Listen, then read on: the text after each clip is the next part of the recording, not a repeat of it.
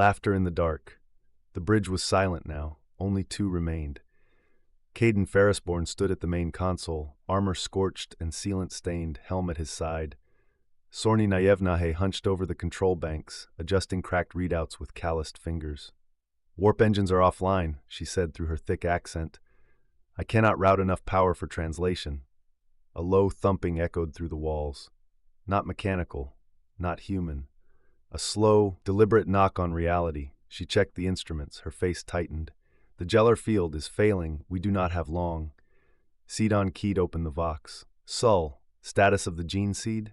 A burst of static, then Naaman Sull's calm rasp came through. "Field intact over the vault. I can maintain it for several hours at best." Sidon exhaled, steady and bitter. He had dreamed of forging something new, a warband with purpose. One last redemption through leadership. Instead, failure clawed at the door. He turned to Sorny. "Can you reroute power from life support, heating, oxygen scrubbers, grav plating?" Sorny blinked, slowly, then nodded. "Yes, enough to stabilize the field, but the warp engines remain without charge, and the connection point is no longer under the Gellar field. Only the spine walkway links the decks now." The thumping grew louder, close now. Kadon nodded. He turned and walked to the weapons locker. Inside, Songmaker, just a heavy bolter now. No Daemon whispers, just metal. And Neverborn, once a living blade, now cold steel. He sheathed the sword and slung the bolter.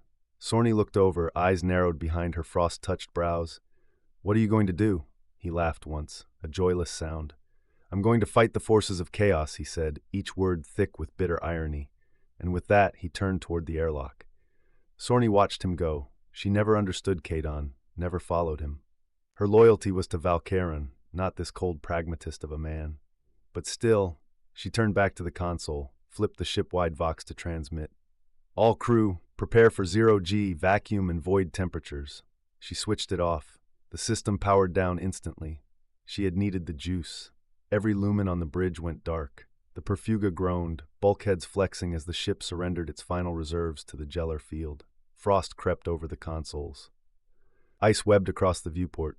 Sorny pulled her helm on, set her personal heating to half. She had grown up in the cold. She was Thulathi. She holstered her pistol, drew her blade, and walked through the freezing dark toward the makeshift medical bay, where Valkaran lay comatose. She would stand vigil. One last watch, one last duty.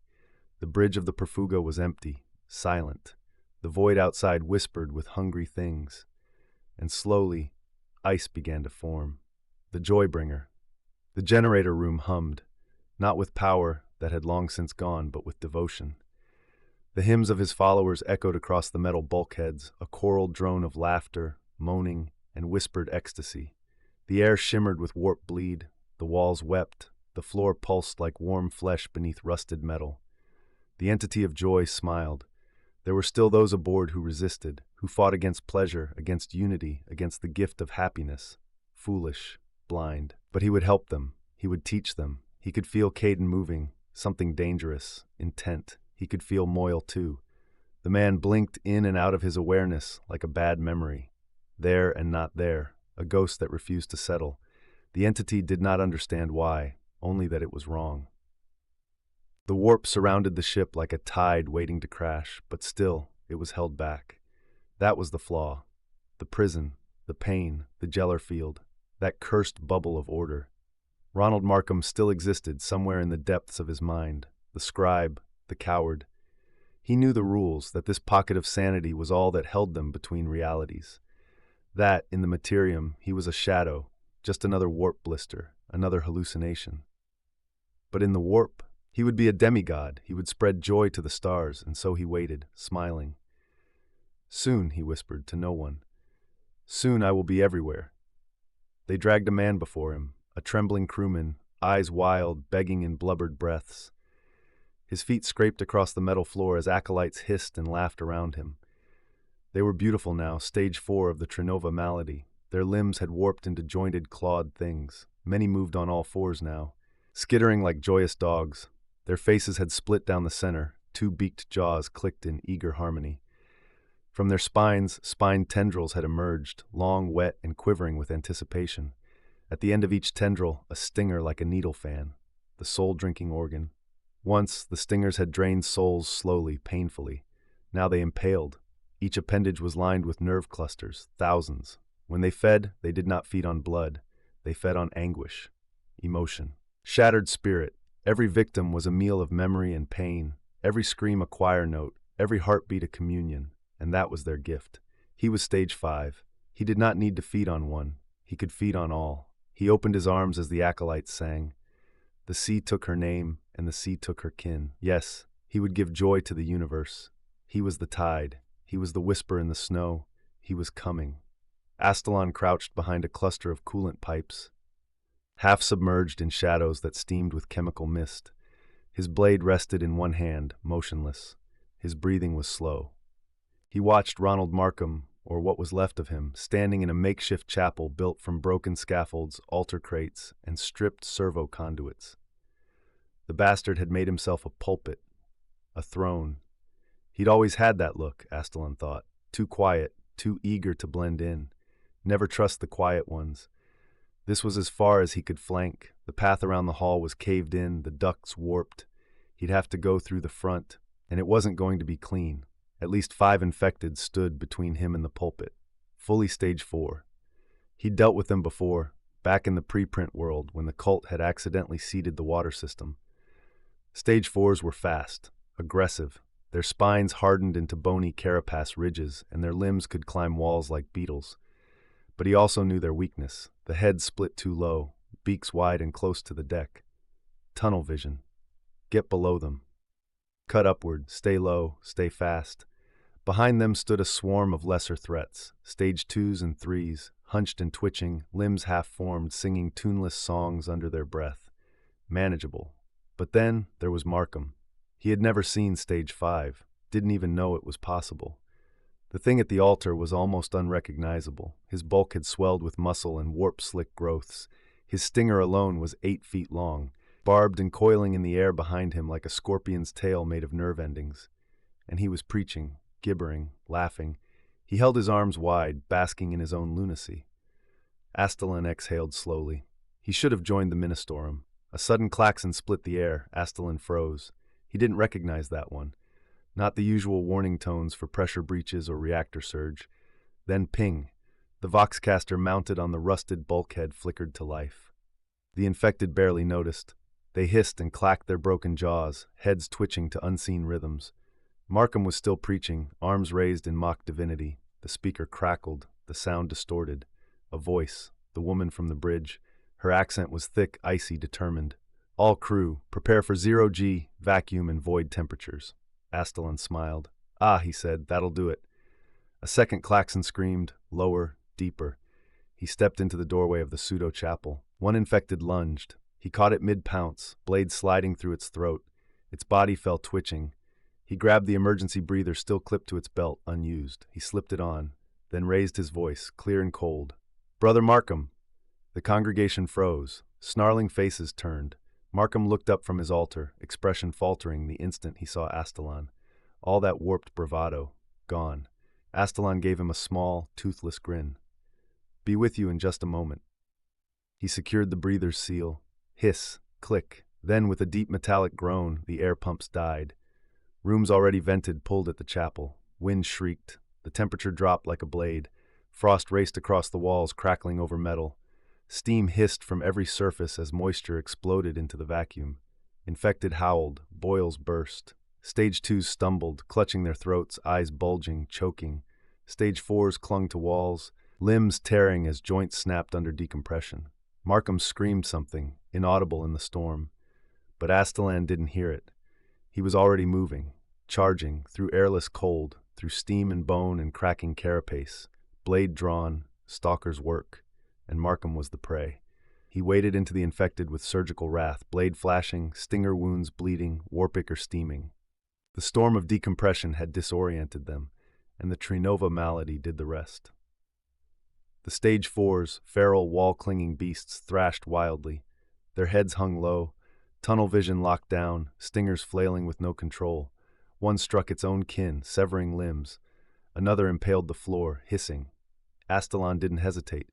He sliced through a stinger as it lunged, the limb shriveling like a dead spider.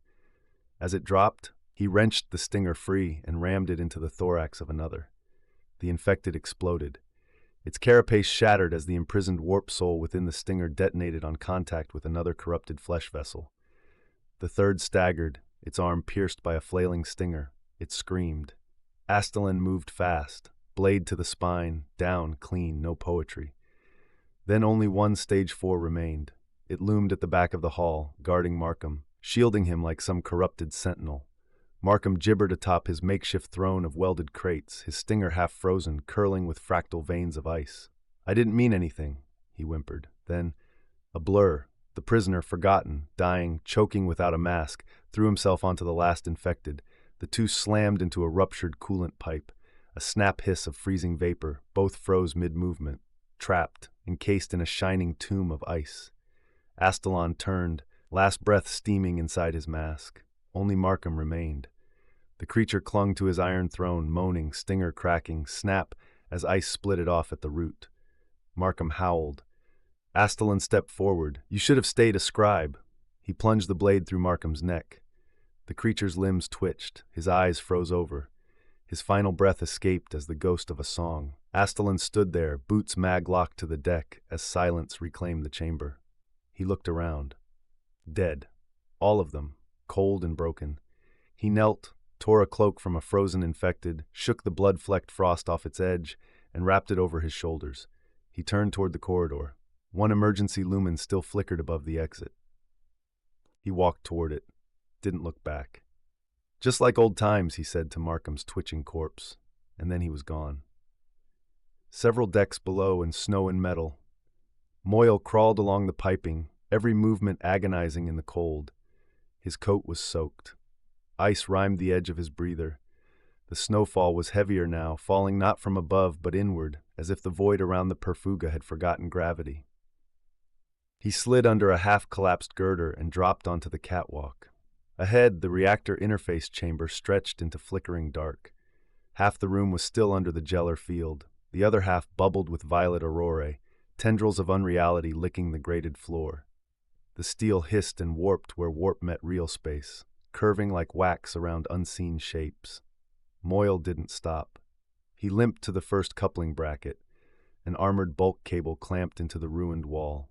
He pulled a manual release lever. It screamed in protest, then wrenched the cable free, sparks snapping around his gloves. He dragged it 6 meters across the deck toward the primary junction hub. Each plug head was as wide as his chest. Mechanicus sigils still glowed faintly on the insulation. He heaved it upward and slammed it into the socket, twisting the lock collar into place until the red light on the housing turned amber. One down. Behind him, a voice sang. He turned, an infected, humming a broken chorus, its claws twitching. Moyle lifted his auto-needler and fired. The creature's hymn cut short as it dropped. He panted, lungs burning. Frost gathered on his sleeves. He returned to the second line, yanked it free, sparks dancing down the metal tracks. As he dragged it, another figure burst through the hatch, Stage 3 maybe. He fired again. It fell. He could hear running feet now. More of them. Too many. The snow was gathering in small drifts now. Not real snow, not water, but something else, warp condensation. Memory made solid. He ignored it. He reached the third cable, knelt, fingers stiff, grabbed the release lever. Stuck. The mechanism was rusted over. Red iron crumbled but refused to move. Behind him the gate opened. 3 more infected. He turned, raised the auto-needler. Empty. He choked out a gasp, grabbed a length of piping, a stupid weapon, and stood over the coupler like a medieval knight guarding a holy relic. He braced, shivering, ready to die. Then something stepped through the snow. Not running, not howling, walking. A figure in void black armor, a red cloak whipping in the warp-born wind. The first creature leapt. The figure moved with terrifying precision, a power blade hissing from its scabbard, carving the infected in 2. The next 2 fell in a blur of 4 plasma bursts. Then it stood still. Moyle looked up, still holding the iron bar, still trying to breathe. The warrior stared down, face unseen, helmet impassive. He looked to the 2 connected couplings, then to the final one, still unfinished. He gave a single nod, then turned and walked into the snow. Moyle stood there, alone again, staring into the drifting swirl of unreality. Then he looked down, the rusted lever, the final lock. He raised the iron bar and brought it down with a roar. Clang! The rust cracked, the bracket loosened. He pulled the cable, muscles screaming, lifted it, and began dragging it toward the last coupling. One last job, because that's what he did, because someone had to. Out on the hull, the hatch slammed open, but no sound followed. No air, no pressure, nothing to carry the noise. Caedon Ferrisborn climbed through and rose to his full height atop the hull of the Perfuga. The ship was a ruin. Below him, its plating twisted with scorch marks, claw gouges, and strange moss-like growths that pulsed where the Gellar field had failed. Fleshy tendrils curled around sensor pylons, twitching as if tasting the void. Infected flesh fused with warp energy, something he had never seen before. Above, the sky was red with fire, but not real fire, warp flame. The clouds shifted and writhed, burning without smoke. Some had eyes, and they blinked, not in sync, not in time, not in reality. Caedon stared. Even after all he'd endured, all he'd done, this shook him. The Gellar field was collapsing. Reality was beginning to forget where it ended. He looked down at his side, his never-born blade. Dead metal, pitted and rusted. Songmaker, just a bolter now. No voice, no whispers, just steel and payload. So be it, he said. He took a step forward. Ahead of him, stretching along the spine walkway, was the generator junction. Half a mile away across uneven, groaning deck plates. Something moved. A demon, red-skinned and glistening, was pounding a bronze hammer against the hull. Every strike twisted the plating upward like metal bark peeling. The creature raised the hammer again. Caedon raised Songmaker. The bolter coughed once. The demon detonated in a blossom of warp flesh and vapor. Caedon exhaled. Still bites. He squared his shoulders and marched on. He marched through hell made manifest. Each step brought a new horror. Twisting, clawing, weeping things. Some slithered, some shambled. Some just watched him with 100 lidless eyes. They had no names, but they all wanted to feast. Caedon fired. Again. Again. One head gone, one limb torn. Another hole punched through crawling flesh. But every shot was earned. Every victory cost him blood, strength, pieces of soul. A tendril of smoke wrapped around his arm. His armor cracked. A beast like a skinned horse screamed and leapt. He ducked, but not fast enough. His pauldron crumpled under impact. A creature of eyeless bone and teeth skittered close. He crushed its skull beneath his boot, but not before its claws tore along his ribs. He pushed on, not because he could win, but because he refused to die sitting down. Then, a shadow fell over him. It was a monstrosity, towering, bloated. Its flesh churned like diseased water. Hundreds of green eyes blinked across its swollen skin, each fixed on him. Between rows of oozing spikes, mouths whispered things he almost understood.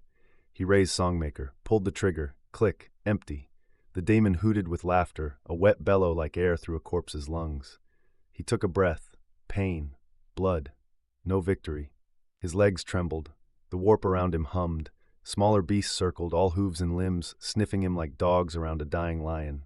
Caedon stared at the towering beast, raised his sword, nothing but metal now, and bellowed, "For the 7th!" The world shuddered. Then a lash of bone slammed into his side. He flew backward, crashed into a metal strut, and collapsed. Armor cracked, ribs broken. Blood from his mouth floated in beads across the voided hull. He groaned. Darkness pressed in. A blow descended, lashing, final, a killing stroke from the Neverborn's hoofed limbs, but it never landed. A blade intercepted it, hissing through the daemon's hide in a single smooth arc. Ichor spattered across the hull, and the creature collapsed, twitching. Caedon's vision swam behind his cracked lens, green-tinted static bleeding into his sight. A figure in black stood above him. The emblem of the 7th Company of the 10th Legion still gleamed upon his pauldron, untouched by time. His cloak whipped in the howling wind of unreality. Ceramite, black and scored with burn lines, still bore the heraldry Caedon had last seen on Terra, 5 millennia ago. The voice was unchanged. "I thought I told you to go, Caedon," the figure said, turning and gunning down another charging horror, the plasma pistol in his grip flaring bright. Caedon's lips twitched. His mind reeled. He heard songs, screams, memories that didn't belong to him. The power, "I must," he stammered. The warrior glanced down. The green lenses of his helm burned with impossible intensity. "This is not your fight. Not now. Leave this to me." He knelt, extending a gauntlet. Caedon hesitated, but their vambraces locked with a click, just like they had in the ruins of the Imperial Palace, before that moment when his company broke. He pulled him close, And stop carrying that damned Voxcaster. It's an anchor to the failures of the past. Now, Caden Ferrisborn, do as I order and run. Behind them, the great beast, bloated, spiked, with eyes that watched the sins of humanity, shambled forward, jaws opening like a cathedral gate. The warrior didn't flinch as he pushed Caden away. He stood, plasma pistol glowing white-hot in his hand. "For the 7th!" he cried, voice full of joy and damnation. Caden didn't look back. He turned and ran, mag-locked boots thudding across the hull toward the waiting hatch. His lungs burned, his legs stung, but he ran, just like before, on the Imperial capital. He dived through the airlock just as the ship trembled. An explosion. Even through the warp, he heard it. Caden crashed into the interior corridor, smoke and frost curling off his armor. His chest heaved, his limbs barely obeyed. He didn't stop to look back. Not at the warped sky, not at the black-armored figure vanishing into unreality. Just as his head hit the deck, he felt the pressure shift. The Gellar field collapsed, then the ship screamed. The Perfuga, wounded, patchwork, infested, and exorcised, shuddered as a wall of unreality smashed into its frame. The warp engines ignited, coughing unstable energy into twisted space. Lights flared in every corridor, bulkheads groaned, systems howled, and outside, the sky tore open. A rip in space, jagged and violet and wrong, erupted ahead of the vessel. Not a portal, not a gate, a wound in the void. It bled light, and the Perfuga fell through it like a stone. Inside, gravity failed. Lights blinked, air turned thin. The bridge was silent, empty, but lumens suddenly flickered on. Screens lit up with data cant. Warp predators slammed against its walls like sea creatures battering a bathysphere, but they could not get in. Deep in the ship, the generator relays hummed. Moyle slumped beside the last coupling, pipe clutched in frozen fingers. He didn't know if they'd made it, but the power stayed on. That was enough. Outside, the Perfuga vanished from the sea of madness. The warp was left empty, but for the hordes of bickering Neverborn.